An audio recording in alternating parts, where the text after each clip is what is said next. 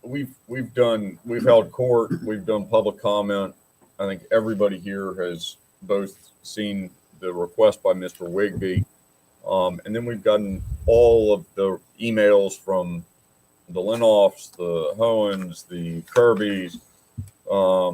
What's the other? Do you want me to? Napoli, thank you. Do you want me to summarize? So Yeah, go far ahead, as the summarize response, those. Yeah, so sure. pretty much all responses received were not in favor. Again. And there are some residents that just choose to not Very much. comment. I'm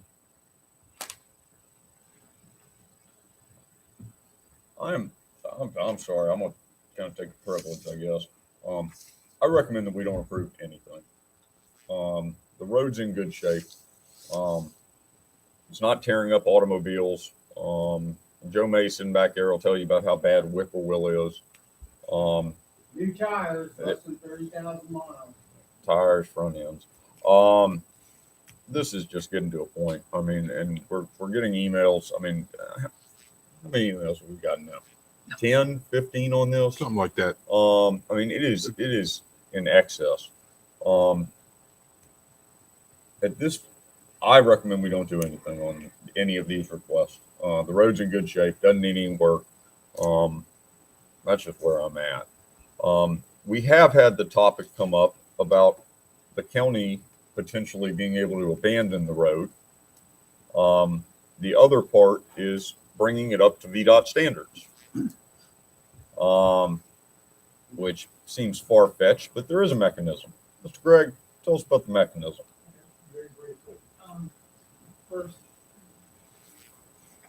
I'll talk about building the road with state specifications. Yeah. The good news is there is a mechanism.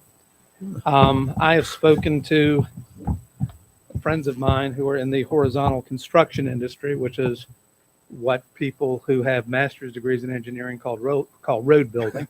But in any event, and he did not visit the site. He's done nothing. This is the worst kind of windshield estimate. He's guessing minimum 10 million, could conceivably be $20 million.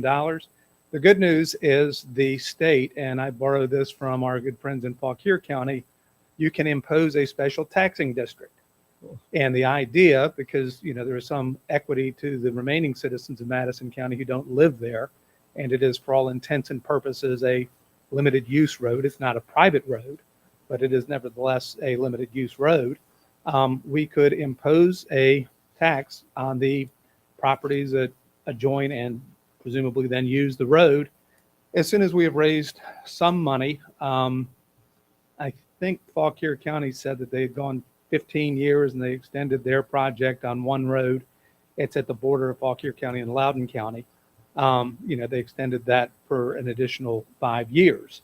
We would not have to start building the road until there are sufficient funds in this special taxing district.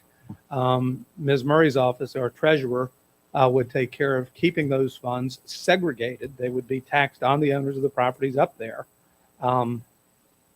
Depending on how long you want to go out and depending on how long you want to wait until you fund the road, you're probably looking at a minimum in the special taxing district of $10,000 per lot for some period of time. And then you would continue to do that until the funds have developed. I'm guessing that is not going to be a palatable option.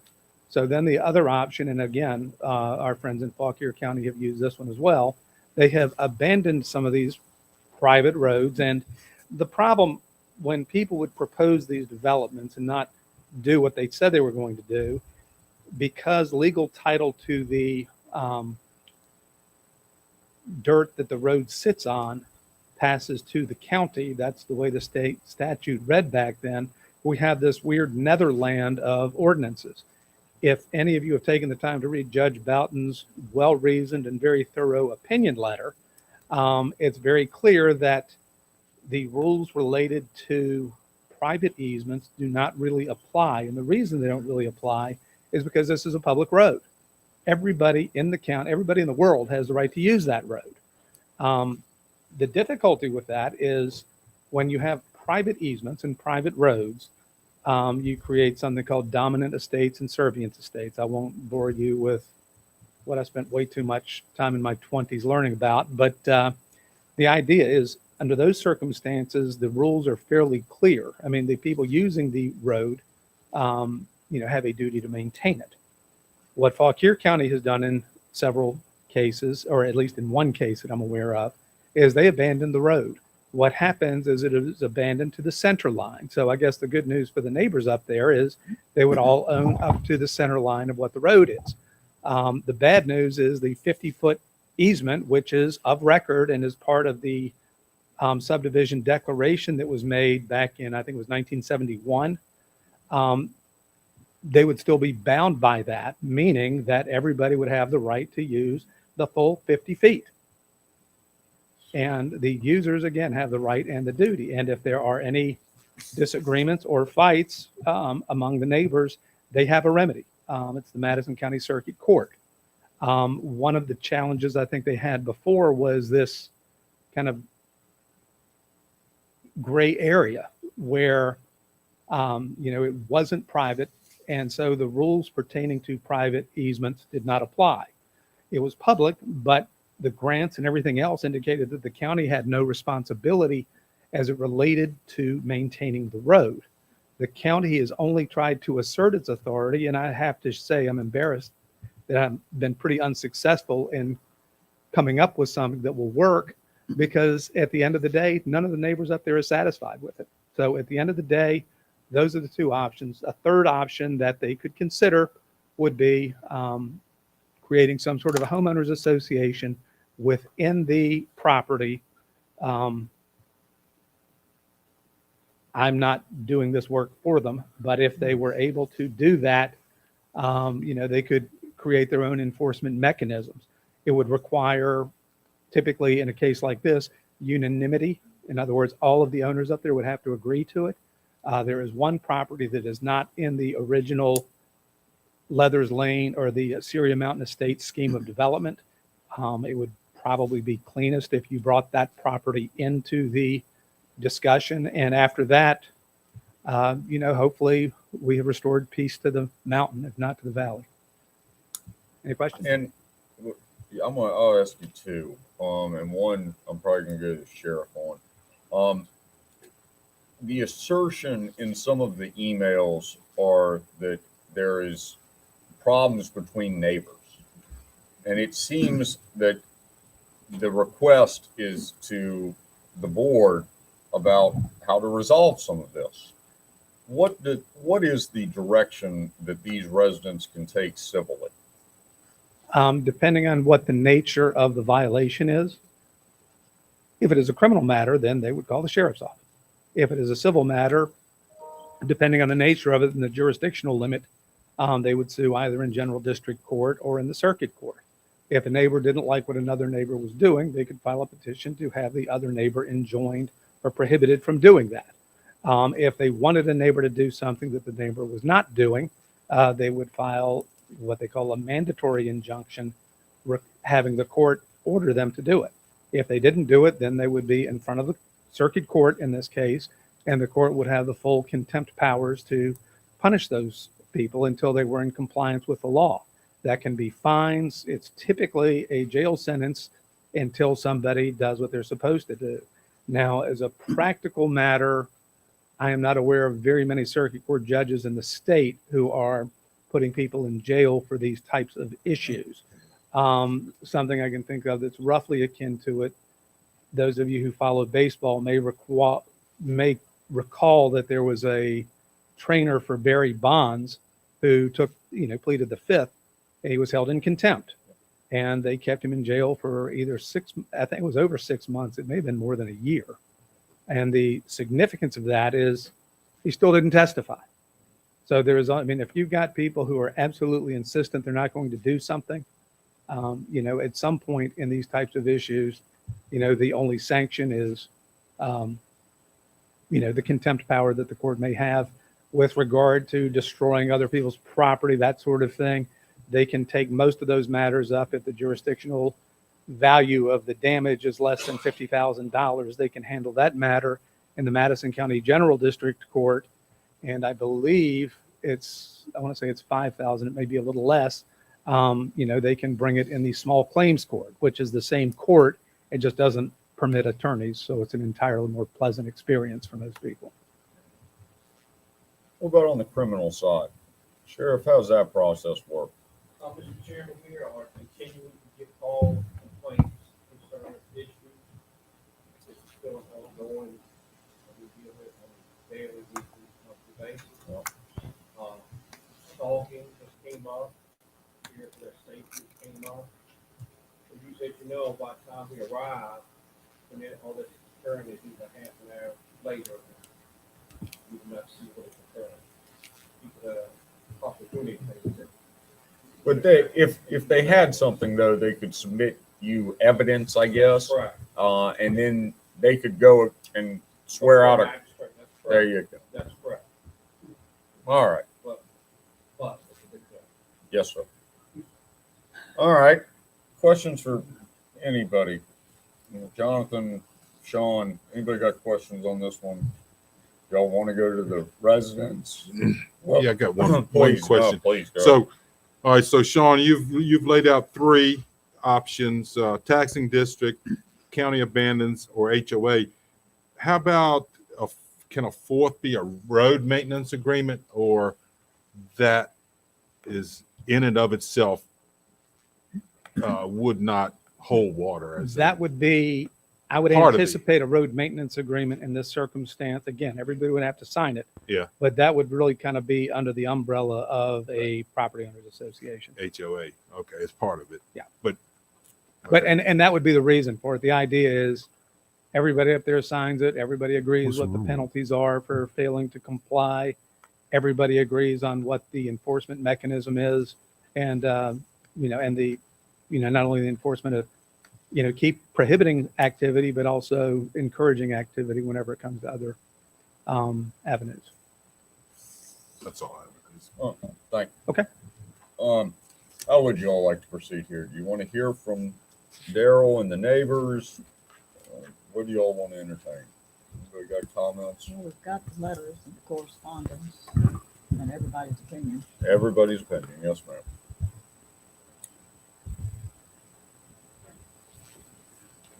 And Dustin went up there yesterday with Jonathan. How did it look, Dustin? I mean, it really is a nice little road. It's a beautiful neighborhood. While I understand wanting to do improvements, I know that everybody's got to agree. That's the nature of a shared road, and but it's beautiful. Y'all should be proud of where you live. Cardi, what do you think? Well, yeah, I mean, I agree with Dustin. I was up there Saturday talking to Daryl, and Daryl, your problem is that you're a perfectionist. You want to keep it pristine, and I understand that because that road did not look like that years back, and I appreciate it. And I don't see where it needs any maintaining at this point. I mean, it looks great to me, and I think you've done a good job. How would y'all like to proceed on the request? Or the multiple requests? I would say we just don't do anything. We don't approve any request. Agree. All right. Is everybody good on not approving any request at this time? I think so. There you go. All right. What would you like to do, Ms. Hoffman? I would like to move that we deny any request for road improvement at this time. Second. Please. We're going to go to public comment at the end of this thing. I think that we've gotten absolutely. We got information and correspondence, 2 issues, and then we'll go to generic public comment. I would suggest that because there are a number of people here, it may be appropriate to give them an opportunity. All right. Y'all want to do? Well, I'll second so we can continue. All right. this talk. So we're on discussion. Yeah. What would you? Thank you. Go yeah, ahead. I would. I mean, Mr. Gregg has laid out 3 options of how to go forward. Actually, there is a 4th one, I guess, is to continue the way we're going right now. Where any anybody up there requests at any time, the Board of Supervisors to approve something, right? So, I suppose that's true, but I don't think there's anybody in this county who's happy with it. yeah, okay. Well, but yeah, I'd like to hear from some of the residents up there on the three options anyway. All right. But the issue before us is motions on the floor and seconded. Is the two requests. Any further comments on this request? All right. All in favor signify by saying aye. Aye. Aye. Opposed, same sign. All right. Public comment on this, on Weathers Lane. Yeah, by all means. Why not?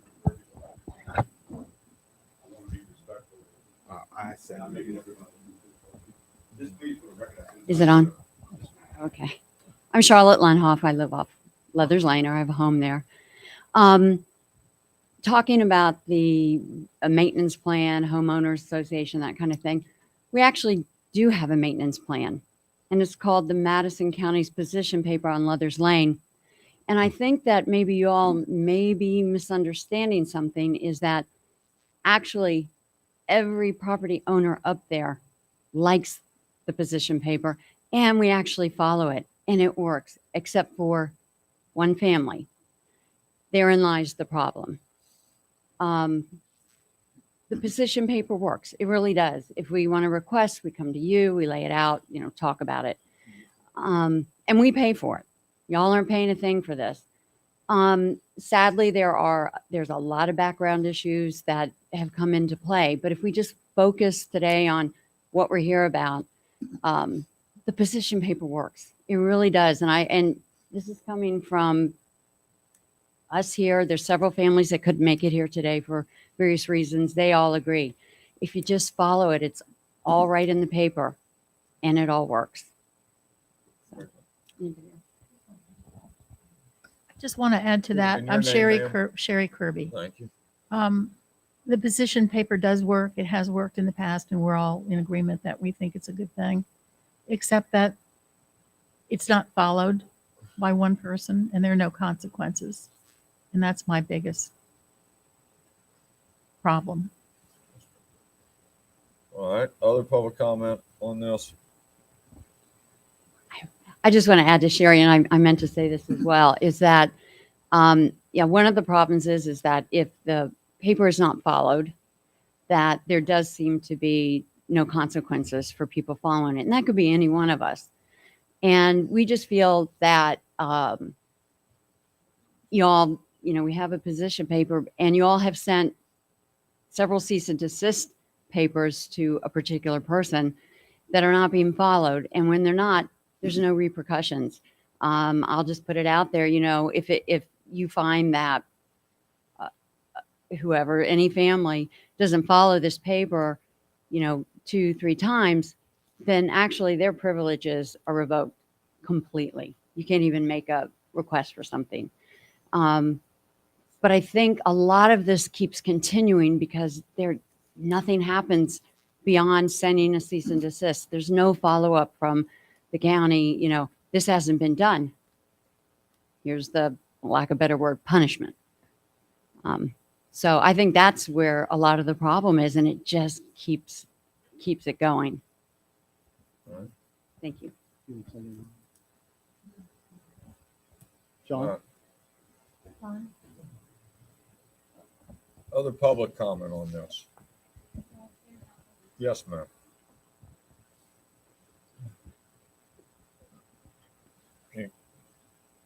Livingston, you mind handing a microphone to him? Here.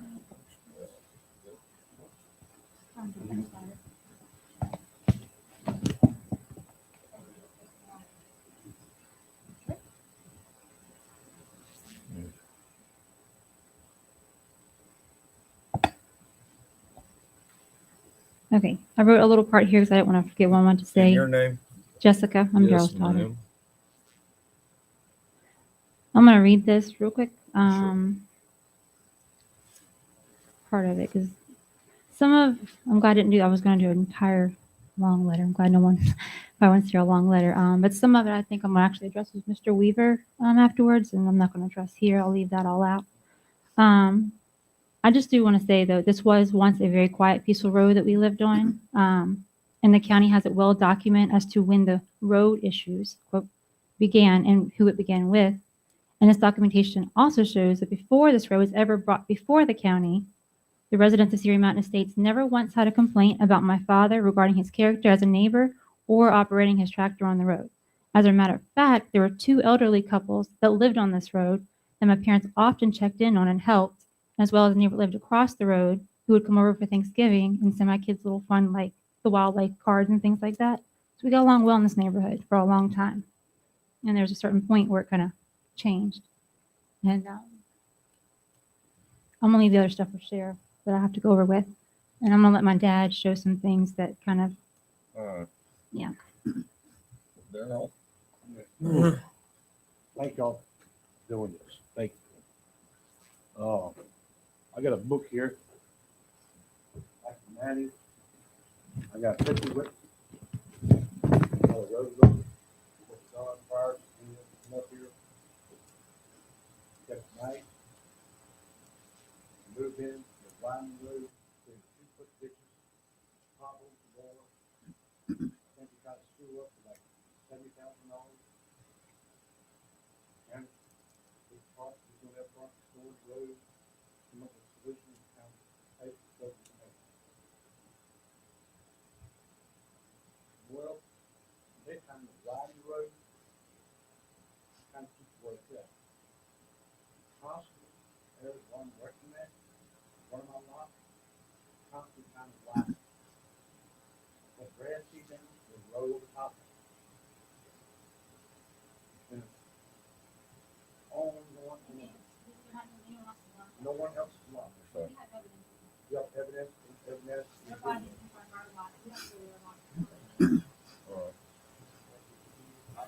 Yeah, give Daryl. Yeah, there you go. I'm sorry. You guys want 2? We got it. I'm so sorry. Thank you. And parts of county position paper, when they said, they don't read Article 10. We've got them multiple times, going on their property, breaking off small tree limbs, going there, doing maintenance on our properties. If one of our properties is clear, trespassing. We just let it go by, then they get there and the neighbors will do it. It was like overtired of it. We got them driving over their grass. Towards the roadway. We got one of the widest parts of the road. Ours is 10 feet. Other parts of the road are 9 and 8 feet. Their parts are. Ours is the widest part. They continually drive over in their grass. When grass comes up real pretty, mow it. They will come over when it's raining, deliberately do it. Riding, around. It's a nuisance. And I've got documents. I got pictures of the road. If I can show them, that's possible. It's a lot of evidence. Pictures. It's evidence. All right, all right. I do want to say one thing about it in my mind. We have to have evidence. This is something I'm gonna get more detail with Weaver, so I'm gonna leave it brief. Regarding evidence, I mean, there's video evidence and things of where they're trying to say that we're, I don't know, messing or trespassing, things like that. But they're not. They're actually doing the opposite. I found it really ironic as to what they were writing in the email. So. All right. It takes a couple minutes. What other comments you got? We're not doing videos. We're not doing pictures. Everybody has submitted pictures. Yeah, it's already packaged. Yeah, absolutely. Everybody here has seen. Not these. Not these. We've all seen these. We've all seen this. Okay.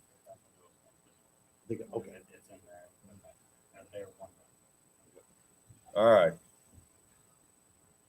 May I be able to put the grass sod down? No. No grass. No. All right. No sod. No sod, no improvements. It's a nice road. So, Very Mr. nice. Chairman, if I may, point of order. So far, we're doing well with comments. I just ask that as we do those, please address them to the board, because I understand as we go through discussions, it's easy to have emotions. So comments are good. Just address them to the board, please. Mr. Linoff. Hi, fellas and ladies. How you doing? My name is Brian Lenhoff, and I'm the wife of Charlotte Lenhoff. I'm just a little nervous. It's frustrating. It's frustrating that all of us have to go through this. It really is. It's a nice neighborhood. No one trespasses on lot 20. Okay. In front of lot 20, it is part of the roadway and the right of way. And the roadway and right of way is for use for the public. And when two cars come up on each other, you're supposed to be able to pass. So Charlotte's father, Mr. Catenbrink, and then the Soniglia's father, what was his name? Mr. Novak, were the original residents there. And this Mr. Pettit came in. And they had a friend in the Virginia Department of Transportation. And they were the ones actually got the asphalt on Leathers Lane because it has an extra asphalt. And as the way the Madison County works, good neighbors take care of good neighbors. So they brought it up, and that's actually how we got the asphalt on Leathers Lane, Leathers Road. So Mr. Pettit and Mr. Catenbrink and Novak would actually lay gravel on the road at a regular basis. So Mr. Whidbey has not maintained the road by himself through the years. It was started by the original residents, by Charlotte and myself, and the other residents got together and we laid gravel also. Mr. Whidbey, before the position paper, used to go ahead and rake and gravel and do it, and we were very appreciative. But it got to a point to where it was no longer needed on a regular basis. It was a daily basis, which was too much. So you don't need to maintain a road properly every day, every week, every month. It just needs to be done on a process when you have a heavy rain. But I would like to counteract the statement from Mr. Whidbey that he's the only one that has maintained the road. All of the residents, the original residents, and the current residents have contributed to the maintenance of Leathers Lane. That's why it looks like it is today, not just Mr. Whidbey. Sure. I would just like to add a few comments. I'm kind of nervous. I'm so sorry that I'm here today. In your name? I'm sorry. My name is Robin Hohen. And I would like to apologize to the board for being here today. We've taken too much of your time already, and we've taken too much of our own time. We don't want to be here. We've got three solutions in front, possible solutions. One of the things that we would like to propose is a more enduring solution to the road, a more durable road surface. And we've been conducting a little experiment up on Leathers Lane. In 2018, the Lenhoffs and the Kirbys put crush and run at the end of the road nearest where they live. And then in 2019, 2020, November of 2020, the board approved crush and run on different sections of the road. Those sections of the road, with the exception of the hill, have held up very well with very little maintenance. A culvert was installed, the drainage is fine. It was done by a licensed excavator, Mr. Hoffman, who has done work for Madison County. Our experiment has shown that with tangible results that the durable surface holds up better than putting loose gravel. And that's all that we would like to do is we'd like to finish off the rest of the road. If possible, we would like to get a proposal. That is a fourth option that we might consider is putting in a more durable surface because it pains me to come before you. And we've all been through this too much. So please accept my apologies for being here. We would like a durable surface such as crush and run would help bring the road up to VDOT standards. I believe Mr. Gregg said that a new road, bringing it into the VDOT system, which is different than bringing it up to VDOT standards, but bringing it up to VDOT standards could be attained through a more durable surface. It's going to be cost prohibitive, and a tax district is going to take us years to bring it into the VDOT system. So I would offer that up as an alternative. And if we have a durable surface that doesn't require regular maintenance, except maybe in an unforeseeable weather event where we get I believe the winemaker at Ducard told me we got 15 inches within 2 weeks of last August. That's hard. That's not predictable, and it's hard to maintain a road when you have events like that. But if we could put a more durable surface in, then perhaps we would not have to come before you with maintenance requests, and we would not need to continually revisit this issue. So again, my apologies, and thank you for letting us speak.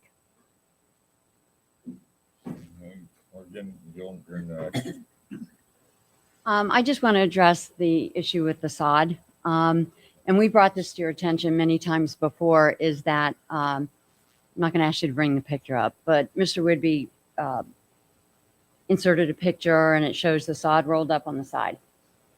Mr. Whidbey's property is actually on the other side of the little fence he put up and beyond the trees on the other side of that fence. Anything from that point in belongs to the county. Over the years, he has systematically placed dirt in the gravel, which used to be much closer to that fence. He will lay seed and put sod on it. And this is all without y'all's approval. Now, he started doing that before the position paper came out too. You'll notice in his picture, he rolled up the sod that he was told to in the latest cease and desist. So what he decided to do with that sod is instead just line the road up with it. And there it sits on county property.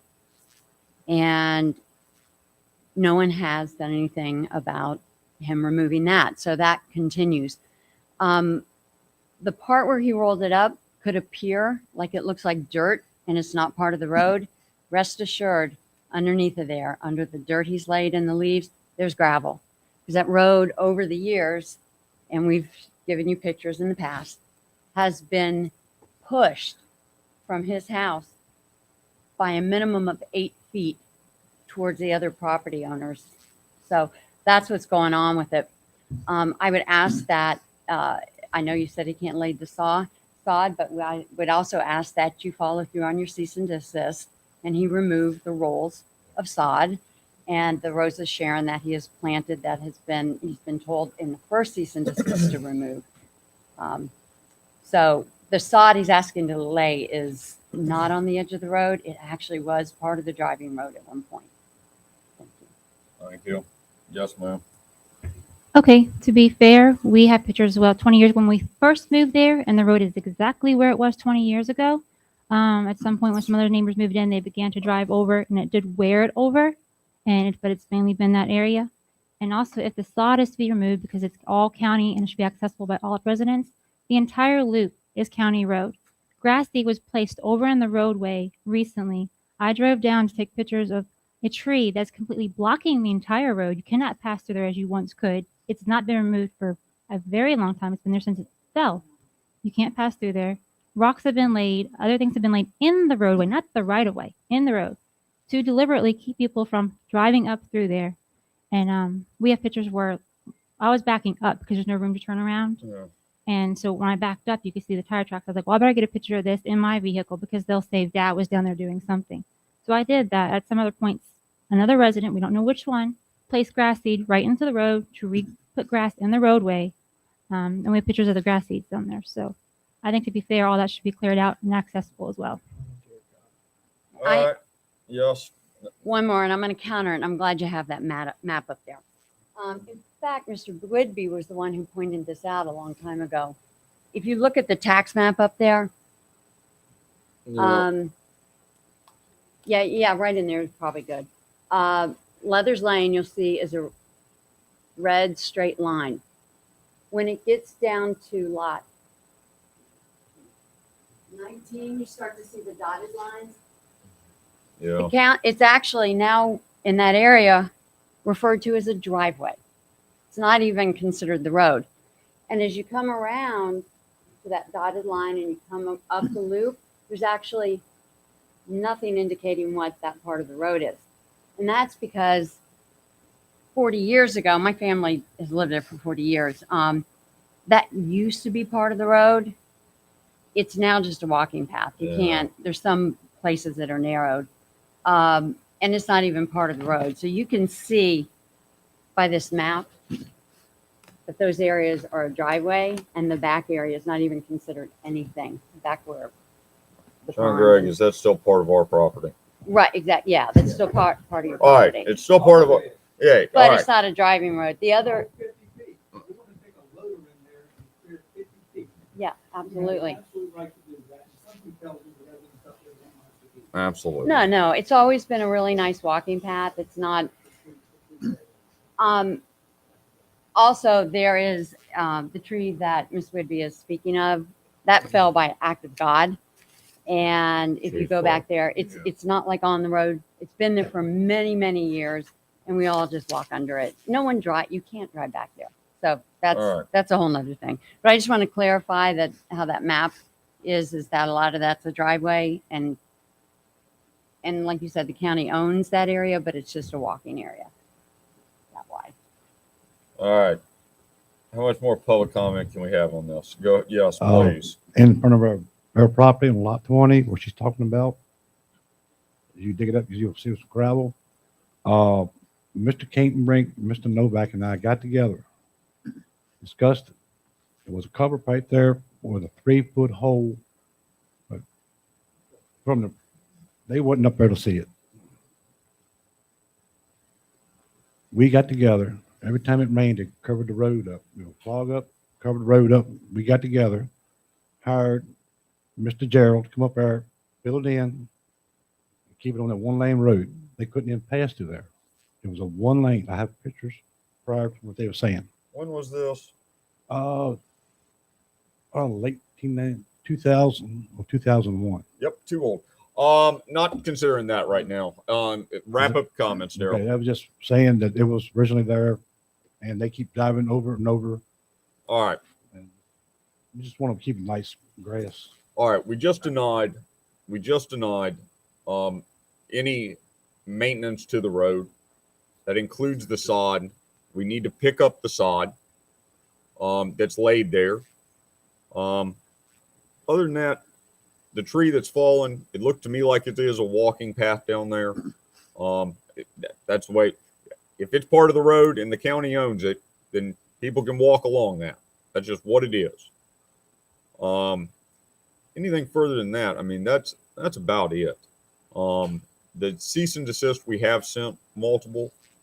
We do expect people to abide by it. That means pick up the rolls of sod, no sticks, no whatever that plant was, cones, cinder blocks, trees planted by God in a straight line. None of this. We just can't have it.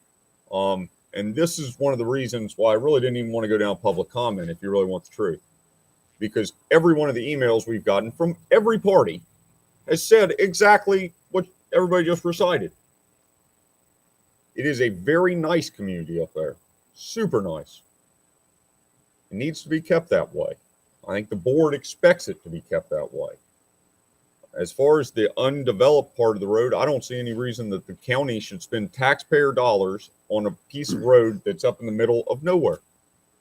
That is actually very nice. I will never vote for taxpayer dollars to go to this road. Never. Just saying. What do y'all want to do? Do you want to keep going on this? Do you want Mr. Gregg to tell about consequences of the cease and desist? What do you have on that, Mr. Gregg?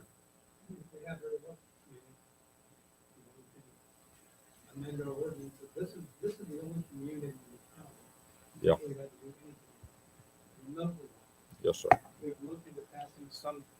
We can look into passing an ordinance try to give it some teeth. I guess we could probably characterize it under zoning. It may be something we send to the planning commission because there could be other places where there's an issue where we can set a fine schedule and handle it that way.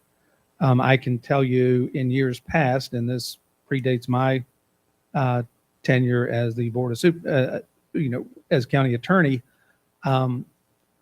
generally speaking, we impose the fines hoping people bring their properties into compliance or their behavior into compliance. I mean, they're not revenue sources for the county, and they're actually fairly cost prohibitive. But if that's what we have to do, that is something that's available. Sean, what's the consequences of not adhering to the cease and desist orders? Currently, there really isn't one because we do not have an ordinance that gets a fine schedule. Now, you'll recall several meetings ago, we passed one where we enhanced the fines in another section of our code, of our ordinances. And it may be that we just have a public hearing and create some sort of a fine schedule here. Do fines really make a difference? Probably not, because we're not going to sell somebody's property because we have a $100 lien on it. Yep. So that's, this is an area of, There's very little traction. I've forgotten who said it, but the law does not concern itself with trifles. And a lot of what we are being asked to do, and in terms of enforcement, the enforcement mechanisms are far more expensive than the inconveniences people are suffering. Absolutely. Daryl, you got to step up and do what we tell you to do from here on. You can't keep on doing this.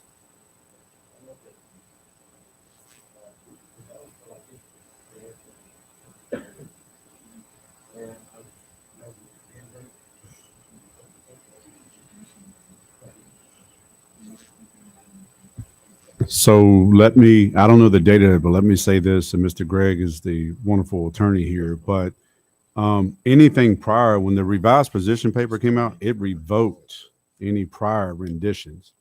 So I don't know the date on that document, because I know you referenced that before, that you could plant grass seed or you can do this, but essentially, Mr. Gregg, unless I'm wrong, this latest position paper revoked. It did.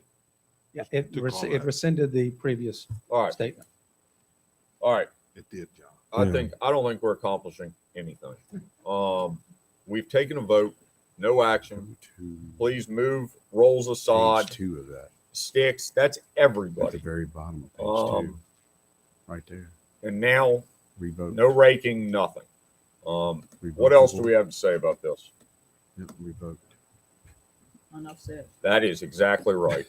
Sorry, this is generally unpleasant for everybody. I think that's the one thing that everybody shares here.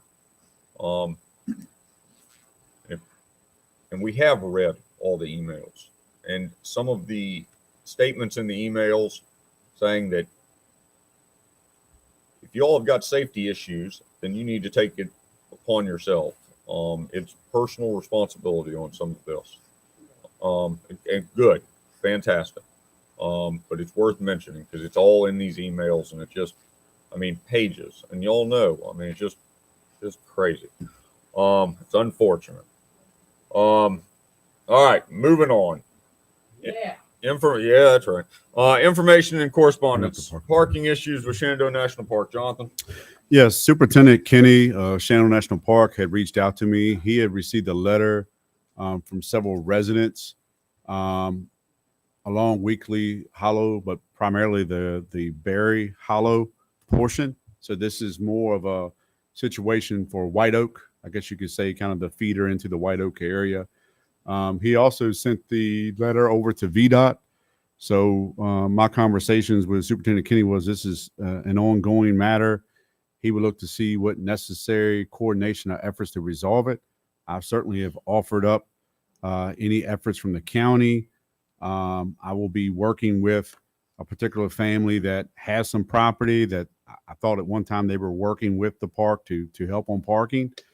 But certainly we're open to ideas. I did forward at the request of Superintendent Kenny the letter over to the sheriff, and I'm sure he's well versed in the calls that he gets for people parking in driveways and all that. So it's really unfair, my personal opinion, to dump this on the sheriff. Really, we need to find a way for visitors who are coming to the park, which we want, but some way to get them off the roadway and not impacting the residents that live up there. You certainly shouldn't be driving up and parking in somebody's driveway you don't have permission. So this is ongoing. I guess I'll leave it unless the board has a certain direction. Any update I'll bring back to the board. Hopefully that adjoining property owner can work something out with the park to facilitate additional parking, similar to what they did on Nethers Road at one time for Old Rag. Absolutely. Questions on this? I think if you're going to be talking to Superintendent Kenny, the issues up Berry Holler are exacerbated by the current experiment of charging people to go up Old Rag, because they get over to Old Rag and either they've sold out of the tickets to go up on that side, then all you got to do is drive around, to Berry Holler side and go up that side, right? So they should understand that it is forcing traffic that wouldn't ordinarily be there over to that hollow. I would agree with that. And there's another problem that I believe is in this letter, at least some of the residents spoke of. Oh yeah, it's up there. Folks may put in at another place hiking, and then they wind up kind of disoriented, if you will, or displaced, coming out on that side. And thankfully, we've got great people in this county. They put them in a vehicle, take them back around to where they put in. Very kind of them. I don't know how long they'll do that with $4 gasoline, but I will tell you that there are safety concerns. So we're thankful for the residents to be neighborly, as Madisonians always are, but it's definitely a problem. So again, the parks are the parks. You got to come through counties to get to the park. We want to be neighborly. So I appreciate the park. While this didn't hit my desk initially from the residents making me aware, but certainly it's a park issue that's affecting Madison County. So again, hopefully we can work with that property owner and along with SMP to resolve that matter. Questions, comments on this? All right. We already talked about the town parking ordinance request. What else you got on that? Two things, and if I didn't get over to the paper before, the board did take action for a public hearing that you have scheduled for the potential disposition of the Thrift Road property. So that is being advertised, I believe, in this week's paper and next week's paper. That public hearing is scheduled for 7 p.m. on March 22nd. And then lastly, so that was one public hearing. I apologize, I lost my train of thought. I thought there was another one to speak of. So anyway, VDOT. VDOT is scheduled to come on March 22nd.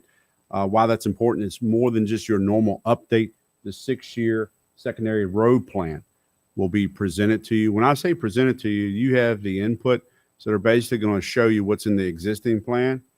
They'll talk about the funding, which is very little funding that's attributed each year. That's why it takes longer than 6 years.